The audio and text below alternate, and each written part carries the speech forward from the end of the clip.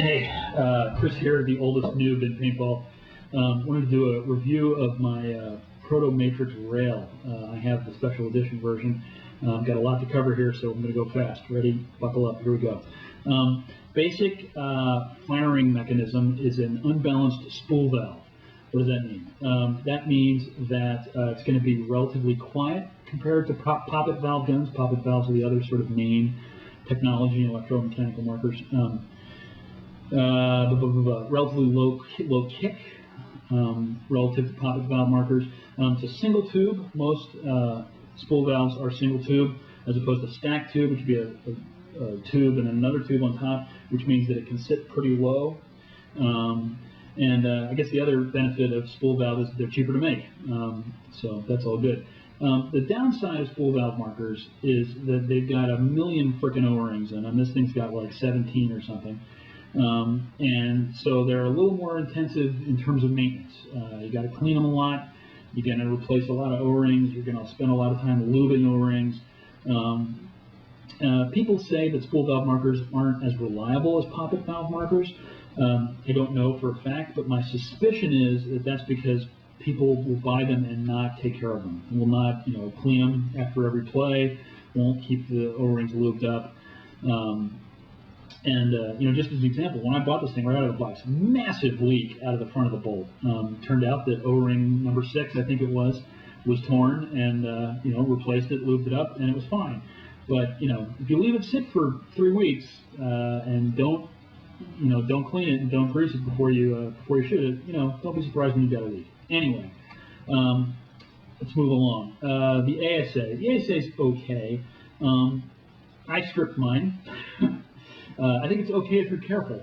I'm not. I'm neither careful nor patient. And, I was in a hurry to get my tank on one time.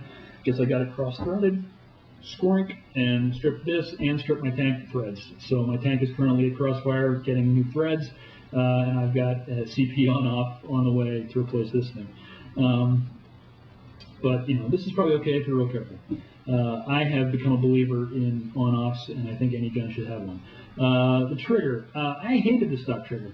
The SE comes with this abomination, which is called the Proto Edge trigger. The holes and the pointy part. It's like, what is this, a Klingon battle axe or something?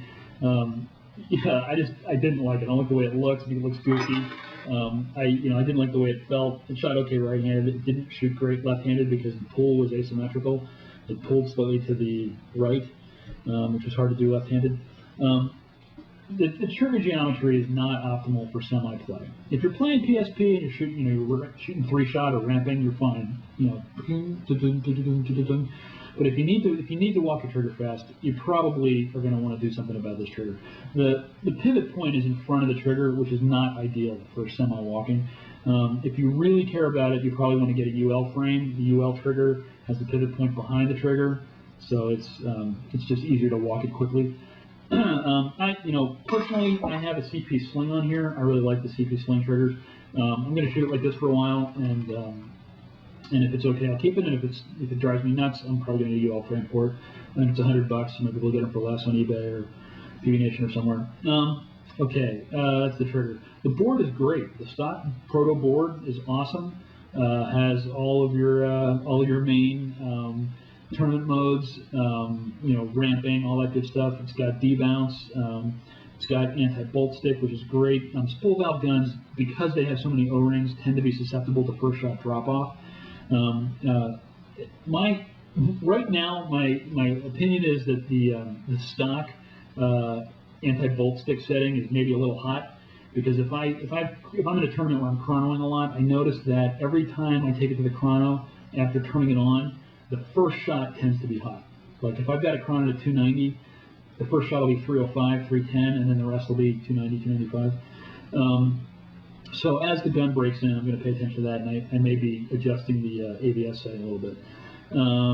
Let's see, what else? The high pressure rag is super. It's the Hyper 2 rag, the Di-Hyper 2 rag, and it's a great rag.